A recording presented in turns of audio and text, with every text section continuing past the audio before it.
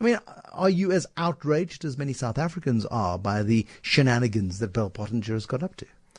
I am, and much more. I found out a lot more about it in this week or so when I've been teaching as a visiting professor at Wits Business School. And I've talked to a lot of people and realized how poisonous Bell Pottinger's role has been in completely fake news has been their speciality. The truth has been turned upside down. And I'm so angry about it because I think what it has done is played into a lot of the rhetoric surrounding the political debate in South Africa in a totally dishonest way. This phrase, white monopoly capital, the truth is the people who funded Lord Bell's ex-company, Bell Pottinger, actually are examples of monopoly capital. Of the very worst kind. Of the very worst kind, corrupt, cronyism at its heart, and that is the cancer at the top of South African society at the moment, which dismays me as a former anti-apartheid activist. So what I'm going to do about it, or try to do about it, is raise this in Parliament when I go back. In Parliament or in the Lords? How would that work? Well, the Lords is part of Parliament. Yeah. I will seek to find means of raising it through questions, but I'm also going to make representations to the regulatory authorities for public affairs companies in Britain, because I think Bell Pottinger has broken just about every rule in the book. Yeah. I think it shouldn't be allowed to do any business in South Africa anymore. I don't know whether it's working for other companies and businesses here, and I think it should be put under a lot of pressure in Britain as well. A lot of people would support you on that. What will happen? Yeah. There has to be change. The ANC has to change or it will die. And I say that as an ANC supporter of long standing. And the government has got to change or South Africa, the Rainbow Nation of Nelson Mandela, will just be a distant legacy, a distant dream.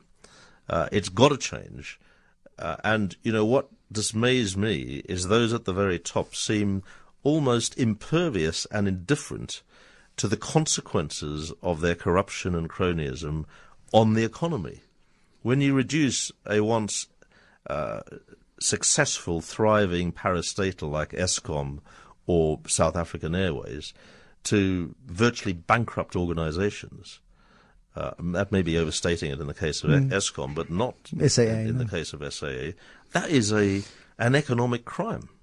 Mike Brown, chief executive of Nedbank, just across the road, was sitting in that chair an hour and a half ago, and I said to him, so the banks are pushing back. I mean, lenders are saying to companies like Eskom, state-owned enterprises, we can't keep lending you money if you employ the sorts of people that you employ.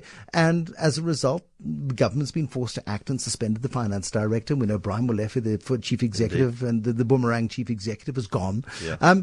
There is a pushback. And I think there should be more of it. And one of the things that gives me hope is that there's a strong civil society in South Africa in the way there never was in Zimbabwe, which allowed Mugabe to become the monster that he did.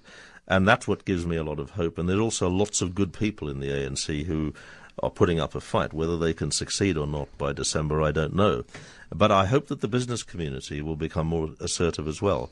Because the business community, if you remember, and you will know even better than I do, it was the business community in the late 80s, on top of everything else that was going on, that really did pull the plug on the end of apartheid and say to the government, look, you can't do this anymore. You can't do this anymore because the economy is going into freefall. Well, we now have not exactly an action replay, but we have a very similar situation where the economy is in trouble, not because of the underlying strengths of the economy. I mean, the infrastructure's good, the financial regulation's good, there's an independent judiciary, all of that. That side of it's good governance, but because of bad governance politically. We need confidence. And that confidence will come with political change. And economic stability. And you cannot have economic stability when you have a government and doesn't care about the consequences of its decisions. And I'm afraid that's what we've got at the moment. Lord Peter Hain, thank you so much for coming in this evening. It's really nice to meet you. Visiting Professor at Wits University, Lord Peter Hain, former Member of Parliament, former Government Minister in the Blair and of course the Gordon Brown governments in the United Kingdom, now sits in the House of Lords, and he's going to be making Lord Bell's life a little bit awkward in the House of Lords.